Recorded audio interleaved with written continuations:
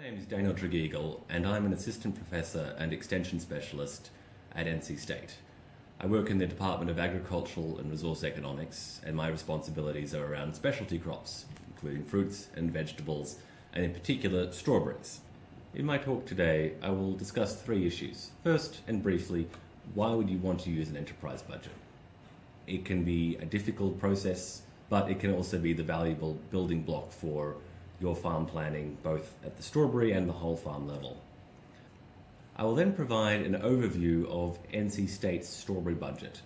It comes as an Excel spreadsheet, and I'll walk you through each of the different tabs in that Excel spreadsheet to show you how to manipulate that budget so it most accurately reflects your growing operation. And finally, I'll talk about how you might want to change some of the parameter assumptions to reflect the current 2021 conditions. The version that's on our website at the moment was generated in 2015. We've almost finished updating the budget. If you want to use it before then, I have some suggestions to make about how you should change some of the key parameters to reflect the current economic climate. So why would you use an enterprise budget? It is a complicated process to develop one, but it can be a great tool for identifying the system, the production system that you on your farm will be actually using. And when you do that, you can identify the costs and the returns that you might expect to get if you follow that system.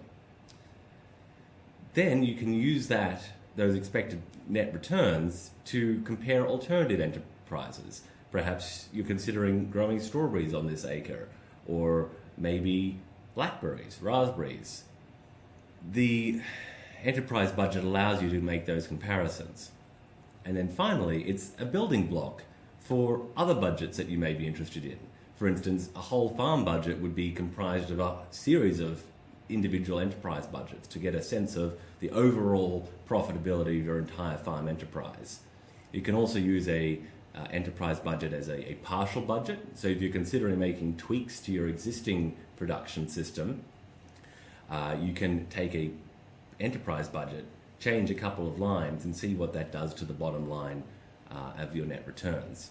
And then you can also use an enterprise budget as the basis of a cash flow budget, seeing when the money will be coming in and going out to make sure that you have enough operating capital to keep the farm going over the course of the year. There are only a couple of strawberry budgets currently available.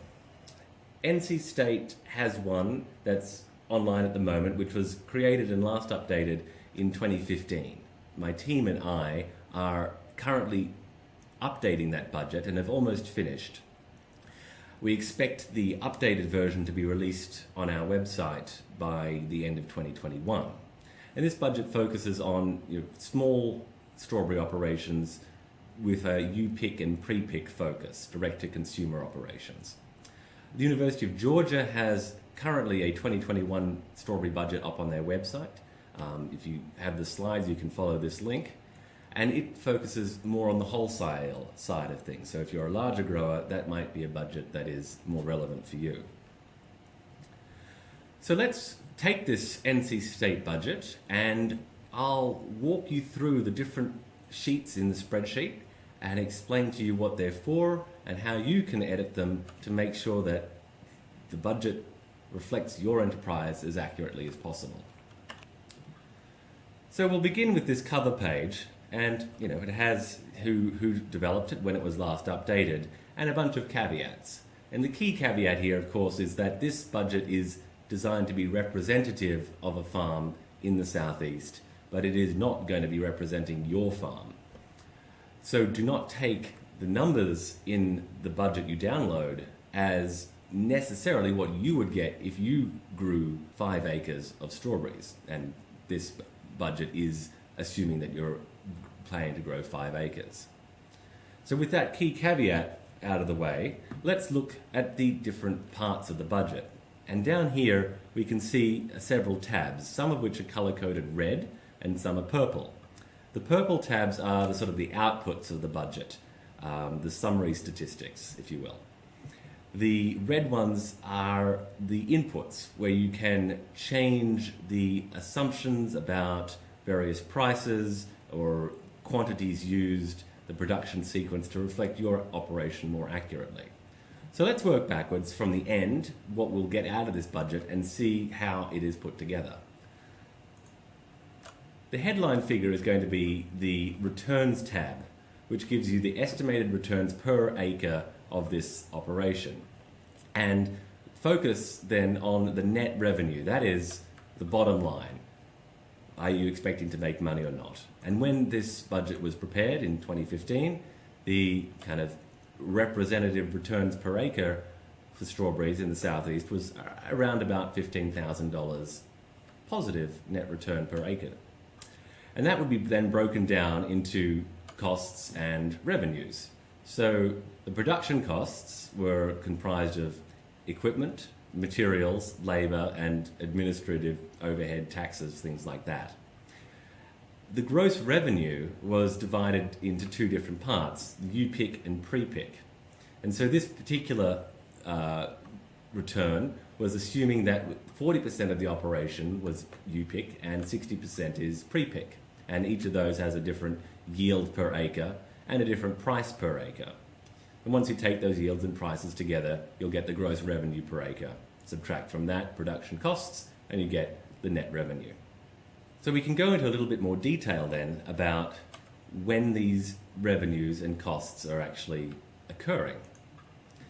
So the budget summary tab shows you a summary of the costs by month, which is this top table here, or by the stage of production, which is this bottom table. It also shows you the monthly labour estimates that you would probably need to grow these strawberries. And that's also broken down by month or by stage of production. And so you can see, and unsurprisingly, that for labour, almost all of the labour occurs in April and May, which is the harvest labour. And you can see that more specifically when you look down at the stage of production, almost all of that labour is under the harvest stage. On the other hand, the costs themselves are spread far more evenly throughout the different stages of production. The harvest costs are about a third of the total costs, but there's also some large costs around transplant when you're buying, the plugs or the seedlings. And there's costs throughout the dormant and pre-harvest stage, particularly when you're taking row covers on and off and keeping up with your fertilization and spray regimes. We can drill down even more precisely into the budget by clicking on the Budget tab. And that shows us the budget, the costs per month, with each line item kind of identified explicitly, and each line item's cost divided into equipment costs, material costs, labour costs, and then total costs. So for instance, the first step in this strawberry production system would be to take the old crop, treat it with gramoxone to make sure it's dead, and that would incur equipment costs from the machine, the tractor and the sprayer, materials costs for the gramoxone itself, and the labour costs for the person who is driving and operating the tractor and sprayer. And this sequence runs throughout the year, and you can see all the different costs until finally we come to harvest, and then we have a few overhead costs which aren't attributable to any particular moment in time. So, okay, what if this particular production budget doesn't quite reflect your operation? Well, then we're going to have to go into these red tabs and start to change some of the assumptions to make it reflect your farm. So let's start then with the most detailed part, which is the production sequence. So it's an editable version of this budget tab. Here we go. So we still have each line item being a particular operation in the production sequence, and it's divided down by month, week, and stage of production. So let's go back to the example of burning down the old crop. We have the item, which is treat the old crop with gramoxone twice. It uses equipment, which is a 60 horsepower tractor and a sprayer for 3 hours. So that implies a particular cost per hour and total cost of that equipment in that operation. And we'll talk more about how that number is derived. It's in the machinery tab.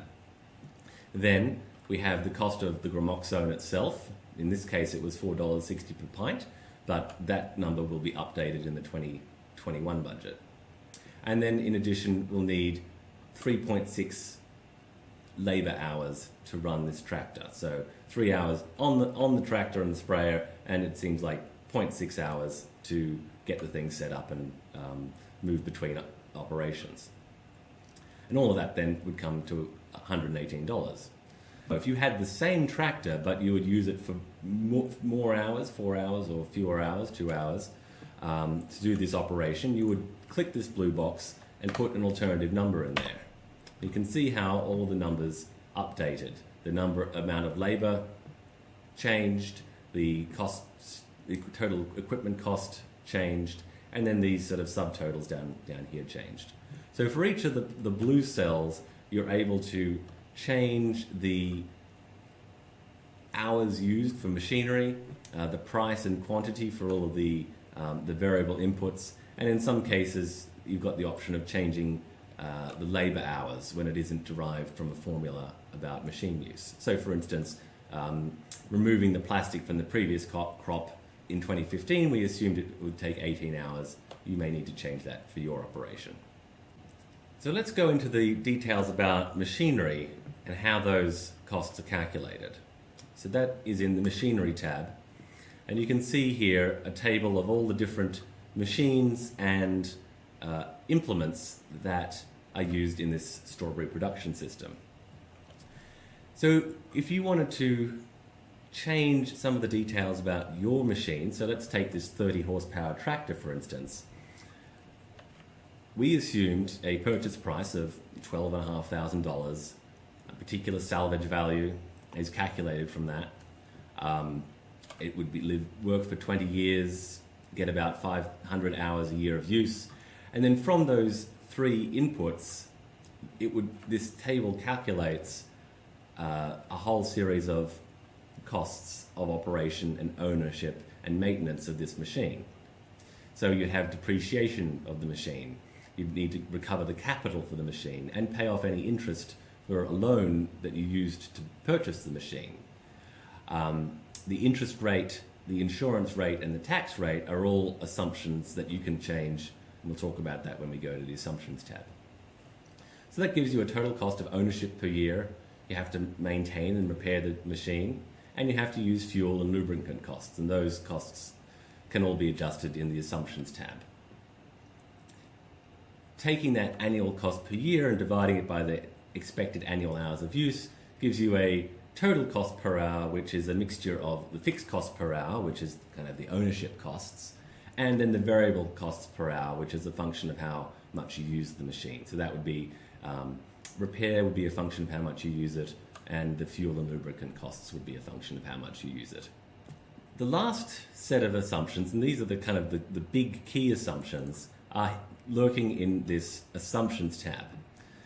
So this is broken down into marketing assumptions, input price assumptions, and fuel and lubricant cost assumptions. The marketing assumptions are how many plants per acre are you actually going to plant? That's going to affect the total purchasing cost of your young plants. How many pounds do you expect to get per plant at the end of the season? So in this case, we expected 1.2 pounds per plant, but based on your production history or conversations with other growers in the area, that may be higher or lower. Then during the harvest season, how much of the total yield would you expect to harvest in each of those weeks? Depending on the variety you're growing, that may well be weighted far more at the beginning or at the end, or the mixture of varieties that you're growing. And then you can reflect the mixture of U-pick and pre-pick sales types in your farm. So the percentage of total quantity that you expect to be picked or pre-picked, and the price you'd expect to get per, in this case, 4-quart basket, or price per pound. That's converted into a price per pound. Then we have input prices, the owner expense or skilled manager's expenses, employee expenses, and you can see that these numbers are out of date and they will be much higher in the 2021 budget. We've got labour cost as a price, a function of the number of baskets picked, the price of the baskets themselves. We have fuel prices, and then we have these interest rates. And in a moment, I'll talk about my thoughts on some of the changes that you would want to make to these key assumptions in 2021. And then we can adjust the fuel and lubricant costs for the powered machinery from that machinery calculation spreadsheet. So that gives us all of the different pieces of the North Carolina strawberry enterprise budget. So let's see about if you wanted to pick this up right now and not wait for our updated budget at the end of the year. You could go onto our website. We have a hyperlink on the previous slide, or you could search for North Carolina enterprise budgets and it should take you straight to the web page. So if you downloaded the older version of the budget, here are some changes to those key assumptions that I would suggest you consider. The first is that the interest rates on operating capital have dropped since 2015, and so we're seeing interest rates on operating loans around about 2.7%. And if you were able to get a loan through the USDA's FSA program, they currently have an operating loan rate of 1.75%. The labour rate has increased since 2015, so the current H2A adverse wage rate in North Carolina is $13.15 per hour. It may vary based if you're in a different state. And you may want to actually increase that rate in your budget to account for any overhead costs associated with the labour. So if you were using H2A labourers, you'd need to account for the transportation costs to and from their home country and the accommodation costs throughout the season. The kind of skilled owner-operator wage rate, the median wage rate for that type of employee in North Carolina is about $26 an hour. Again, you will want to change it based on your particular farm. Gas prices have about the same as they were, so the diesel price is currently around about $3.50, the gas price is around about $3. And then another change that we will be making in the 2021 budget is reducing the nitrogen application rate for the strawberries, down from about 60 pounds per acre to 30 to 40 pounds per acre. And this change is based on recent research out of Dr. Mark Hoffman's lab here at NC State. So I'll just show you that research very briefly. He was kind enough to share it with me before it was published. So he and his team did trial plots of strawberries in the North Carolina Piedmont region, comparing different nitrogen application rates, essentially different soil concentrations of nitrogen at the start of the season. And you can see they used different formulations to get those initial concentrations.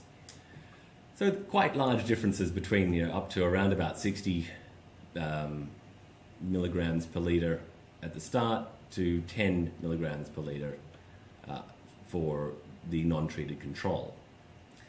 And what they found was that for all of the different treatments, ranging from 30 to 60 milligrams per litre, the yields that they measured at the end of the season were statistically indistinguishable from each other.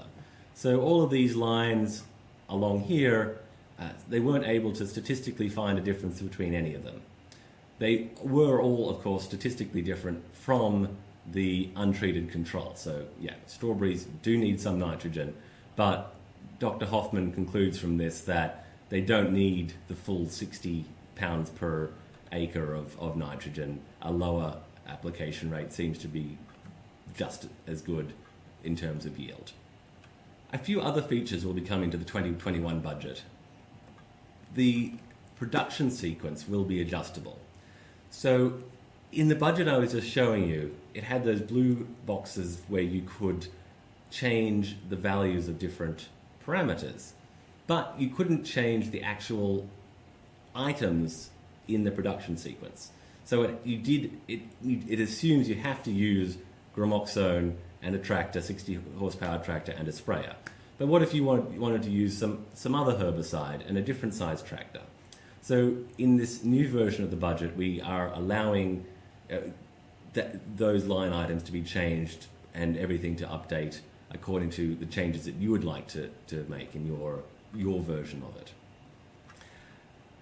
We want to include sensitivity analysis. So at the moment, it looks like it's very precise. It looks like the numbers that you get out are very precise. But really, they're all estimates. They're all the prices that you actually will pay are different from what you might predict at the start of the season, and they will be subject to all sorts of randomness over the course of the year. So we want to capture that with sensitivity analysis. So we will show how the net returns change if you change your assumptions about output prices, so the cost per pound, the price per pound, or various input costs, and get a sense of the range of expected net returns that you might see depending on the state of the world when you actually grow the strawberries. And then in addition, as I've been saying, we will be updating the prices in the production sequence to represent the latest changes in, for instance, the strawberry IPM guide, the prices that we can see in the market for the various costs, and the latest data that we have on yield. I conclude by encouraging you to consider using an enterprise budget for your strawberry growing next season and onwards. You don't need to use ours, of course. You could use George's or one from elsewhere if you're able to find it. Or you can develop your own budget from scratch if that's what you prefer. But in any case, regardless of the budget template you decide to use, I strongly recommend trying to verify your assumptions. So talk to other growers and or talk to extension agents who have had experience in the strawberry growing arena to give you feedback on whether they think your assumptions are going to be a good reflection of what you might experience over the next year.